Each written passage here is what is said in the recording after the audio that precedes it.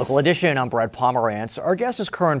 He's a member of the California State Assembly, and we welcome you back, sir. Good to see you, Brad. Actually, exciting news on your front. You recently received a new chairmanship. You'll be chairing the Government Organizations Committee. That's correct. In English, what does that mean? Well, it's a key committee that has responsibility for overseeing a number of critical areas. Any issue, for example, relating to alcohol, tobacco, gaming, card clubs, casinos, horse racing.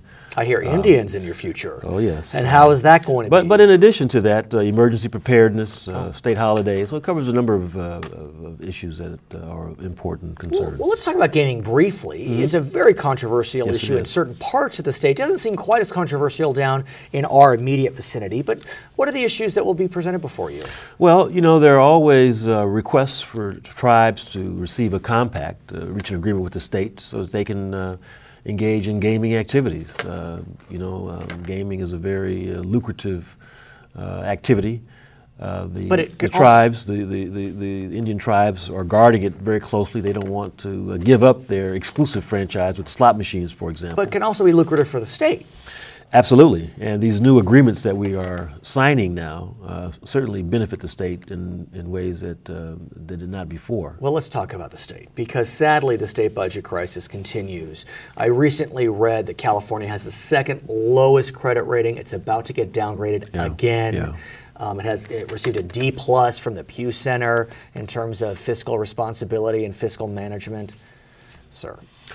Well, it is a quagmire that we're in, but I think there's a way out of it, and certainly I think the Democrats are attempting to provide the kind of leadership that reflects that. It's not enough just to make cuts. You know, the governor initially was proposing cuts across the board, including areas that really impact the lives of everyday citizens, education, health care, et cetera.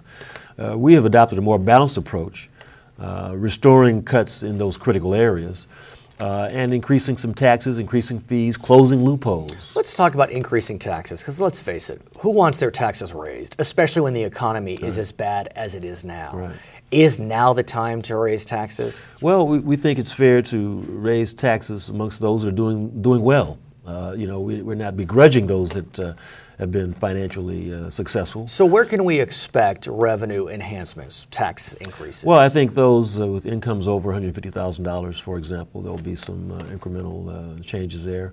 We're closing some of the corporate tax loopholes. What about taxes on services, lawyers, accountants? Is that still on the table? I don't think it's going to be a part of this solution, but it certainly is something that we need to look at in the future.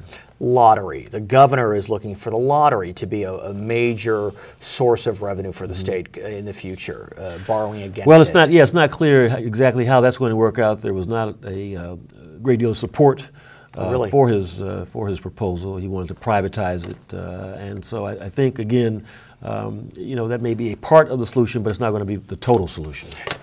Assemblymember, you may be in your first term, but you've been off and running 90 miles an hour. And so what I wanted to ask you about is this whole issue of the budgeting process. It just seems as if it is so very broken.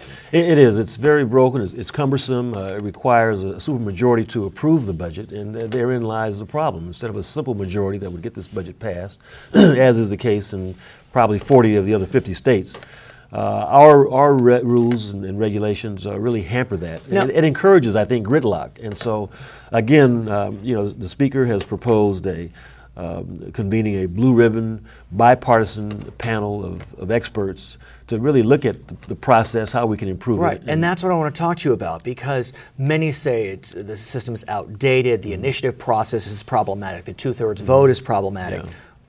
Is the Blue Ribbon Commission actually going to do something? Well, we hope that it will. Of course, we get to this point every year during the budget, and we say, gee, we have to have more reforms in the process, and it never happens. But Speaker Bass has certainly expressed a willingness to take this on, and I think that she's prepared to do it. Assemblymember Curren, we thank you for joining us. As always, please come back. Thank you. I will. For Local Edition.